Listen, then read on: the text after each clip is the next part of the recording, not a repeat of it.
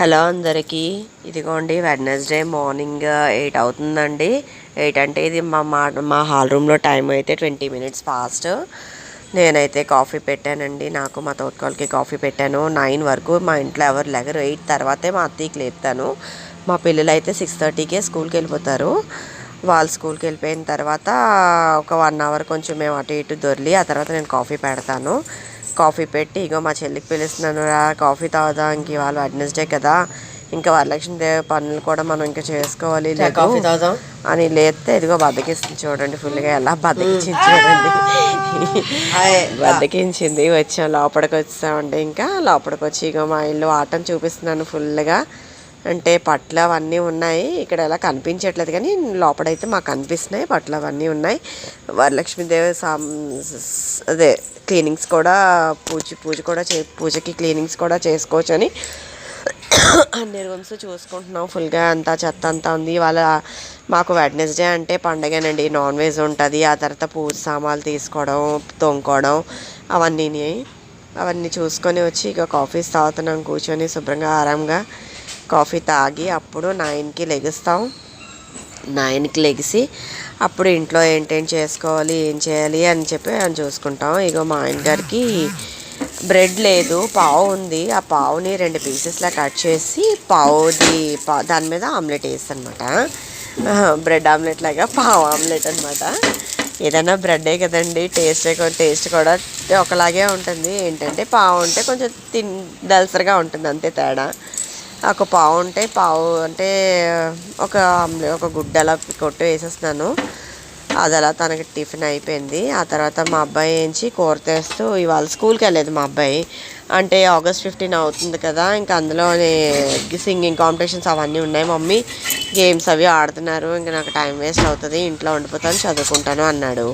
అందుకని వాడికి ఉంచేస్తే మా హస్బెండ్ అన్నారు, మా అబ్బాయి అన్నాడు, నేను అన్నాను బాబుకి మసాలా దోశ తెచ్చేయండి అని చెప్పాను.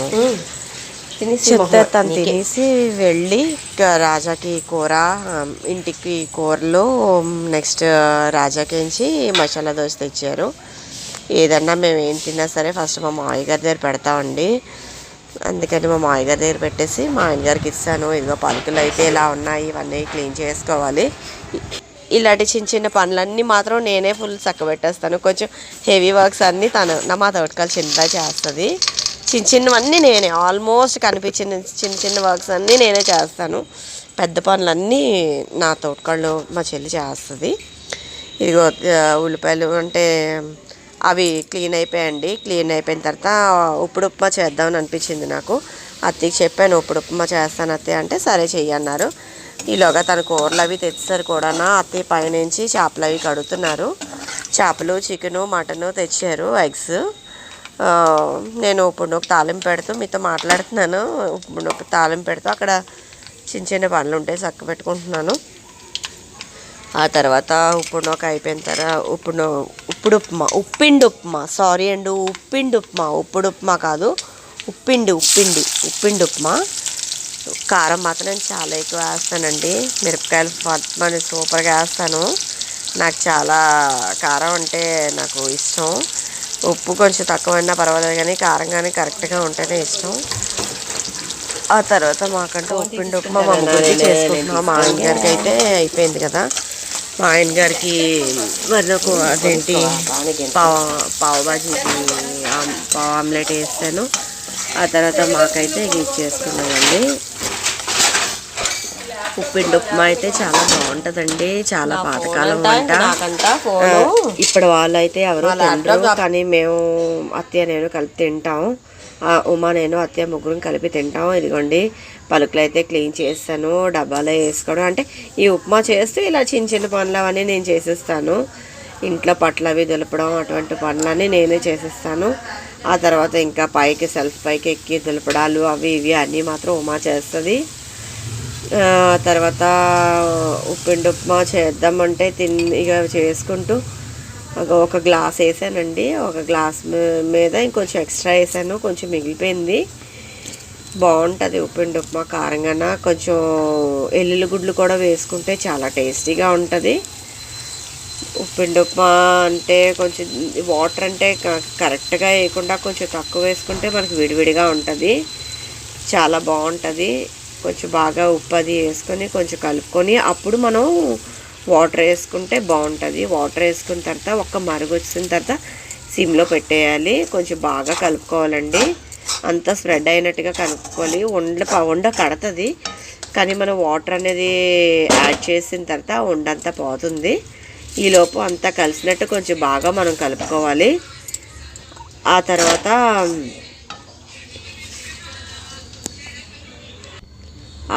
నేను ఇక్కడ మొబైల్ పెట్టి నేను కొంచెం ఉప్మా చేద్దామని చూస్తాను, కానీ ఆవులో ట్రైపోడ్ స్టాండ్ ఎక్కడ కనిపించలేదు. దొరికేసింది, ఆ తర్వాత దొరికింది, కానీ పని అయిన తర్వాత దొరికితే ఇంకేం లాభం లేదు కదండి. అందుకే కొంచెం మీకు కొంచెం అటు ఇటు అవుతుంది. కొంచెం నేను బాగా కలిపి వాటర్ అది అప్లై చేస్తానండి. ఆ తర్వాత వాటర్ వేసి కొంచెంసేపు మూత పెట్టాలి. మూత పెట్టిన తర్వాత కొంచెం ఉప్పు అది మనం ఇప్పుడు స్టార్టింగ్లోనే వేసుకోవాలి, ఆ తర్వాత వేసుకుంటే శుభ్రంగా కలదు, చాలా బాగుంటుందండి. మీరు ఒకసారి ట్రై చేయండి. ఉప్పిండి మీకు స్టోర్స్లో దొరుకుతుందేమో చూసుకోండి. మాకైతే ఊరి నుంచి తెచ్చుకుంటాం మేము ఇది. కొంచెం వాటర్ యాడ్ చేయాలి. వాటర్ చూడండి వేస్తున్నాను. వాటర్ కొంచెం యాడ్ చేయాలి. దీని మీద ఇంకో గ్లాస్ వాటర్ వేసుకొని మూత పెట్టేసుకుంటే అయిపోతుంది. చాలండి, ఎక్కువ వేస్తే మళ్ళా పలచగా ఉంటుంది, టేస్ట్ ఏమి ఉండదు. చక్కగా ఇదే కలిపేసుకొని అప్పుడు మూత పెట్టాలి. కొంచెం బాగా స్ప్రెడ్ అయినట్టు కలపాలి. కలిపిన తర్వాత మళ్ళా ఇంకక్కడి నుంచి ఇంకా మూత పెట్టేసి ఇంకా సిమ్లో ఉంచితే ఇంకా బాగుంటుంది. ఏదన్నా హైలో చేసే పని కన్నా సిమ్లో చేసే పనే నీట్గా ఉంటుందండి. మీరు ఎప్పుడైనా కొంచెం గమనించండి. ఇదిగోండి, ఉప్మా అయితే అయిపోయింది. ఇంకా మేము తినేయడమే. నేను ఉప్మా పెట్టుకుంటున్నాం. అయితే అత్తయ్య అన్నారు, నేను ఇక్కడ సందులోని చేపలు కడుతున్నాను కదా, నేను వచ్చి జాయిన్ అవుతాను, మీరు తినేయండి అన్నారు. మేము కూర్చొని తినేసామండి. ఇదిగోండి కర్రీస్ తెచ్చారు కదా, ఇదిగోండి మటను, చికెను, నెక్స్ట్ ఎగ్స్. ఇవి ఇలా ఉన్నాయి. ఇగో చేపలు కడుక్కొని వచ్చారు అత్తయ్య, వేపారు. అదిగో పైన ఇంకా వేపలేదు, అక్కడ పెట్టారు. ఆ తర్వాత ఏంచి నేను ఇంకా కింద కూర్చొని నేను ఉల్లిపాయలు పచ్చిమిరకాయలు అవన్నీ పెట్టుకొని కట్ చేయడానికి రెడీ అవుతున్నానండి. మటన్లోకి నెక్స్ట్ చేపల్లోకి. చికెన్ అయితే ఉంచేసామండి, ఫ్రిడ్జ్లో పెట్టేసాం. కొంచెం ఉప్పు కారం అప్లై చేసి ఫ్రిడ్జ్లో పెట్టాం. సాయంకాలం చిల్లీ చికెన్ చేసుకుందామని. ఇదిగోండి అత్తయ్యకి టిఫిన్ అయితే ఇచ్చాను, మేము తినేసాం. అత్తయ్యకి ఇచ్చాను. ఇంకా అక్కడ చిన్న ఉన్నాయి, నేను అయితే అవన్నీ కోసాను. ఉల్లిపాయలు పచ్చిమిరకాయలు టమాటోలు అవన్నీ కోసిన తర్వాత అగో చేపలు కొంచెం మరీ పెద్దగా ఉన్నాయని చిన్న ముక్కలు కట్ చేసుకుంటున్నారు అత్తయ్య. శుభ్రంగా చిన్న ముక్కలు కట్ చేసుకొని నూనెలో వేస్తే బాగుంటుంది. అంటే పెద్ద ముక్క కన్నా చిన్న ముక్క కొంచెం బాగుంటుంది కదండి, కొంచెం క్రిస్పీనెస్ ఎక్కువగా ఉంటుందని చెప్పేసి అత్తయ్య కట్ చేస్తున్నారు. వేపుతారు, సూపర్గా వేపుతారండి. ఉప్పు కారం అది వేసి చాలా బాగా వేపుతారు. అంత టేస్ట్ ఇంకెక్కడ ఉండదు. మా అమ్మగారి తర్వాత మా అత్తయ్య గారి దగ్గర నేను చూసాను, నాకు అంత టేస్ట్ అనిపించింది. నాకు ఇంకెక్కడ ఎవరి దగ్గర కూడా తినబెట్టేది. చూడండి చికెన్ అయితే అదే చేపలు అయితే వేగుతున్నాయండి. అదిగోండి చూడండి మా అత్తయ్య ఎంత బాగా చెప్తారు. నెక్స్ట్ పార్ట్ కూడా నెక్స్ట్ యూట్యూబ్ వీడియోలోనే వేసాను, చూడండి. కొంచెం నచ్చితే షేర్ చేయండి, లైక్ చేయండి అండ్ సబ్స్క్రైబ్ మాత్రం మర్చిపోకండి. నా టార్గెట్ అయితే 200 సబ్స్క్రైబర్స్. Thank you.